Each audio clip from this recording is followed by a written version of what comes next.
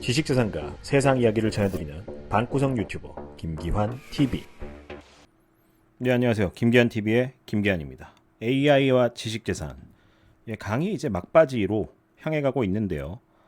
평가하는 인공지능, 이 AI가 극도로 기술 개발이 되고, 이제 AI가 발달하기 위해서는 앞에 강의에서도 계속해서 설명드렸지만은 수많은 데이터, 스터디, 러닝을 통해서 진화한다, 발전한다라고 말씀드렸는데, 그게 됐을 때 평가, 뭔가를 평가하는 일, 이거 굉장히 어렵습니다.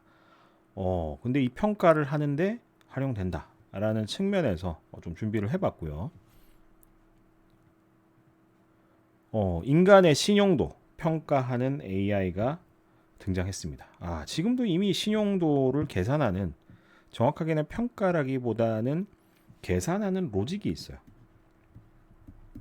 이 로직, 뭐 대출, 카드 쓰는 거, 얼마나 이거를 잘 갚고 있나,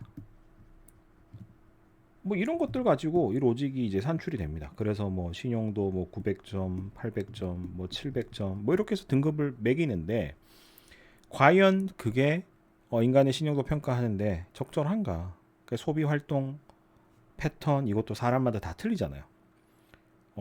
그래서 뭐 이런 것들이 이제 등장하고 있는 대세인데, AI 때문에 금전적 손해 보는 경우가 발생하고 불안감이 확대되고 있는 상황이에요. 그러니까 AI를 보고 뭐 이런저런 시도를 했다가, 그리고 이제 AI로 운영하는 자동 투자 플랫폼에 자신의 돈을 예탁한 결과 해외에서 이런 일이 있었습니다. 2천만 달러, 약 하나로 당시 돈으로 이제 238억이 넘는 돈을 잃은 일이 있었고, 이걸로 인해서 손해배상 소송 제기까지 있게 됩니다. 이 말은 AI가 아직까지는 부정확하다. 이 말은 또 신뢰할 수 없다, 이렇게 볼 수 있는데, 결국은 이제 의사 결정 주체는 사람인데 AI에게 의존했다가 소송까지 가게 되죠. 소송 대상은 결국 이제 AI 시스템이 아닌 판매자. 네가 이런 거 된다며. 그만큼 이제 인간은 불완전한 동물이고, 사람이 이제 똑같은 스펙, 비슷한 수익, 비슷한 자산을 가지고 있다고 하더라도 어떻게 바라보냐에 따라서 신용도가 달라질 수도 있겠죠. 이런 부분들을 이제 대변하고 있다라고 보면 되고요. 이런 부분들을 사실 이제 중국이 생각보다 AI 기술이 굉장히 발달해 있고 굉장히 많은 시도들을 하고 있습니다. 공산 국가 체제 하에서 오히려 실험하기 굉장히 좋은 환경이에요. 우리나라 같은 경우는 개인 신용 정보 뭐 동의라든지 개인 정보 활용에 대한 동의라든지 뭐 여러 가지 제약 조건이 큽니다만, 중국은 공안 통제하에 국가 산업 뭔가를 키우겠다라고 하면 작정하고 할 수가 있습니다. 그래서 이제 그 알리바바 신용 스코어가 이제 비자는 중국 사회에서 인공지능의 알고리즘에 따라서 새롭게 신용을 평가 부여하는 서비스가 확대되고 있고, 결국 그게 이제 중국의 지마 신용 스코어라는 것으로 연결이 됐습니다. 지마 신용 스코어. 알리페이하고 연계해서 평가되는 신용 스코어인데, 앞에서 제가 이제 서론 깔았던 것처럼 중국은 은행 거래하지 않는 사람 여전히 많아요. 그래서 이 신용도 평가하기 굉장히 우리나라보다 어렵습니다. 제가 중국에 이제 일 때문에 되게 오래 나가 있기도 했고 들락날락 많이 했는데, 요즘도 돈 뭉치 들고 다니면서 계산하시는 분들이 굉장히 많으십니다. 자기 과시욕 차원에서라도 그렇게 하시는 분들이 많으시고요.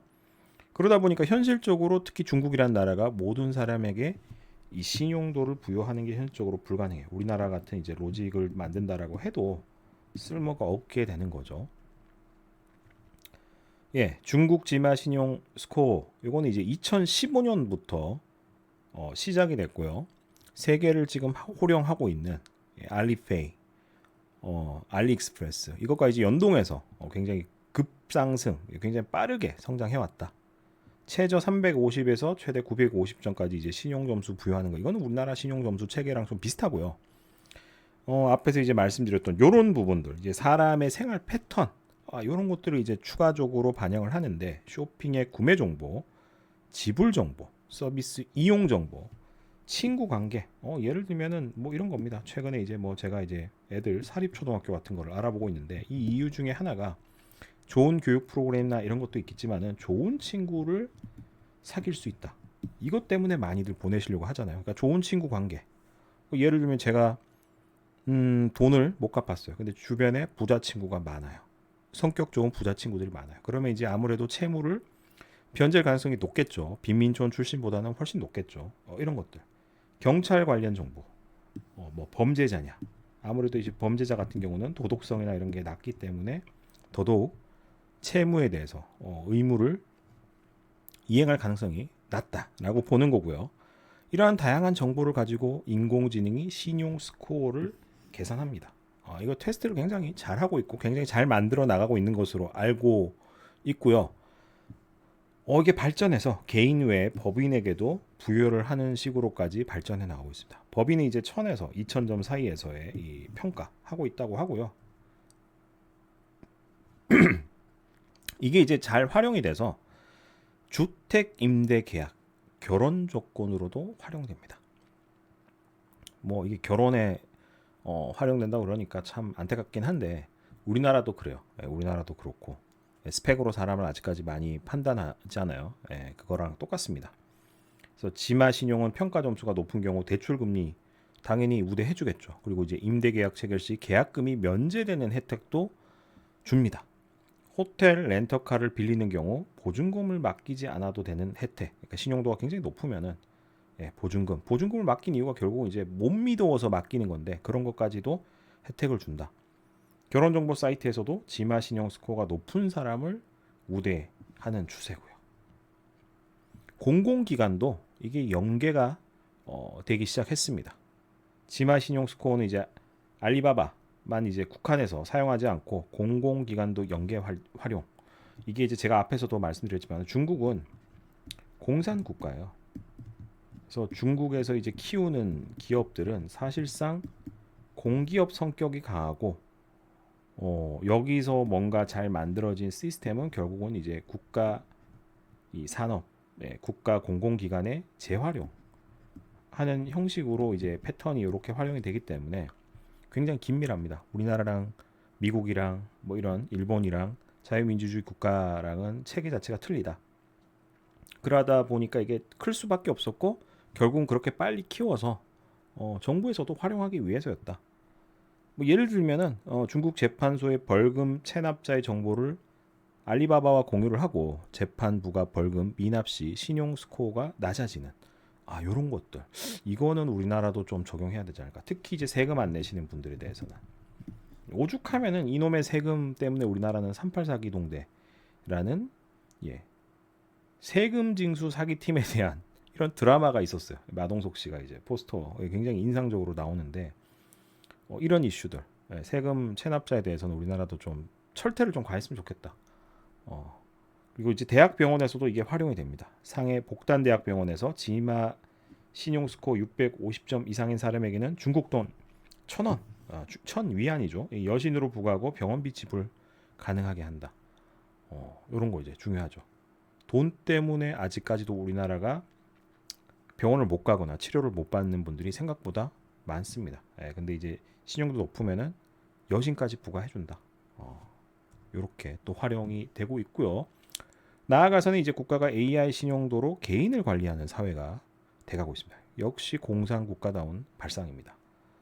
발상 자체는 어쨌든 이런 컨셉으로 인해서 AI가 발달하는 것에 대해서 우리는 관심 있게 볼 필요가 있고요. 중국에서는 국가가 진행하는 사회 신용 시스템에 따라서 제재를 받는 사람들이 등장하기 시작했습니다. 2018년 4월 기준으로 사회 신용을 이유로 예를 들면은 항공기 탑승이 거절된 사람이 1000명이 넘어요. 1114만 명. 1000만 명이 넘는군요. 1114만 명. 거의 뭐 서울 인구를 넘는 수준이고요. 고속철도 탑승 거절된 사람이 425만 명. 어마어마하죠. 심지어 K-팝 스타들을 향해 팬 행위에 대해서도 사회 신용 스코어로 제재하는 경우가 있습니다. 중국하고 우리나라하고 뭐 좋은 부분은 좋지만은 안 좋은 부분은 또 안 좋아요. 견제를 또 중국이 많이 하고 있기 때문에 예를 들어서 이제 뭐 공항에서 지나치게 소란을 피우는 팬에게는 사회 신용 스코어를 낮추는 페널티 같은 것도 준다. 그러니까 한마디로 K 컨텐츠, K-팝 보지 마라, 좋아하지 마라. 우리 중국에서 만든 유사품 그냥 좋아해라. 이거를 유도하기 위함이다라고도 봐집니다. 그리고 이제 이 그림에서 모든 것을 어떻게 보면 대변해주고 있는데 AI 신용 스코어가 시민들을 감시하고 제재하는 수단으로 이용될 수가 있어요. 결국 공산국가가 원하는 이상적인 그림이 이런 거지 않습니까? 평가는 알고리즘에 대한 투명성이 담보되지 않은 상태에서 AI 평가에 따라서 인간의 행위가 제한되는 문제점이 굉장히 노출되고 있습니다만은 공산국가는 상관없죠. 공산국가이기 때문에. 하지만 분명한 거는 AI 기술이 이 공산국가 중국에서 굉장히 빠르게 발전해 나가고 있다는 점에 대해서는 우리가 굉장히 관심 있게 볼 부분입니다. 이번에는 일본입니다. 일본에는 이제 제이스코어라는 이제 AI 신용평가 시스템이 있고, 일본 이제 2016년 미주호 은행과 소프트뱅크가 공동으로 제이스코어를 회사를 설립을 했고, 여기서 제공하는 신용평가 서비스가 AI 스코어, 각각의 사람들이 입력한 정보에 따라서 AI가 개인의 신용도를 수치화하는 건데, 생년월일, 최종 학력, 직업의 업종, 연봉, 은행의 계좌 정보, 이거는 우리나라도 똑같죠.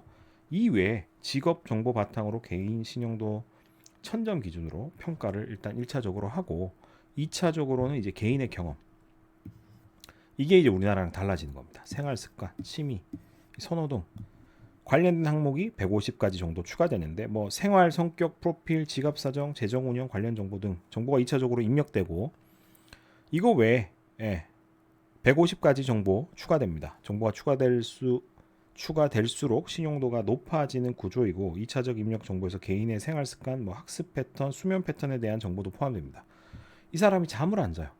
언제 갑자기 돌연사 할지 모르겠죠. 그럼 신용도를 상대적으로 낮게 주는 거고, 이 사람은 자기 개발을 굉장히 꾸준히 합니다. 그러면은 100%꼭 그런 건 아니지만 확률적으로 이 사람의 중장기적으로 봤을 때 직업이 더 좋아지거나 수익이 더 좋아질 가능성이 높아지겠죠. 그런 것들까지도 생각을 한다, 고려를 한다. 굉장히 민주적입니다. 매일 운동하는 시간, 학습 시간, 학원을 다니거나 특정 분야를 공부하고 있다면 그러한 정보도 입력하고, 좋은 습관, 규칙적이고 지속적인 학습은 AI 스코어에서 플러스 효과, 가산점 준다. 저라도 줄 것 같아요. 근데 이제 그거를 AI가 반영을 먼저 해준다는 거고, 매일 운동 습관, 계속적인 학습 습관, 규칙적인 수면 습관, 의식적이고 현명한 지출 습관은 해피 체인지 명목으로 추가적인 신용 점수 받을 수 있습니다. 이런 것들이 계속해서 나오고 있다. 예를 들면 여기 우측에 제가 이제 가계부 썼던 내용인데, 이런 것들은 이제 마이너스 요소가 될 수 있겠죠. 계속해서 밥을 쿠팡이츠나 이런 데 많이 사 먹더라. 이게 주로 나가서 먹네, 안 해 먹네, 건강이 별로 안 좋겠네, 이렇게 이제 반영이 되겠죠. 장래 이제 가능성을 추가적으로 고려한 신용도 평가라고 보시면 되고, 2018년 8월 기준으로 이미 25만 명 수준, 그리고 이제 2020년 6월 기준 120만 명을 돌파했습니다. 이 중에 이제 60%가 20, 30대가 이거를 쓰고 있다. 대출 외에도 AI 스코어에 따라서 6개 등급으로 구분되어 다양한 할인 및 무료 쿠폰 혜택, 그러니까 마케팅 활용 수단으로도 기능을 점점 확장하고 있다. 역시 민주주의 국가에서는 이런 식으로 어프로치를 하고 있다. 그래서 이번에는 AI 신용도, 공산국가 중국에서 이제 알리페이랑 연계된 서비스, 그리고 이제 대표적인 민주국가인 일본에서 이거를 바라보는 뷰가 이렇게 좀 틀리다라는 것들, 얼마만큼 이게 기술 개발이 됐고 우리나라가 아직 참 이런 부분에서 답답한데 AI 아직 후진국이다라는 거를 좀 추가적으로 포함해서 설명해 드렸습니다. 지금 바로 김기한 TV 멤버십에 가입하여 발명가 지식재산 대중화에 함께하여 주십시오.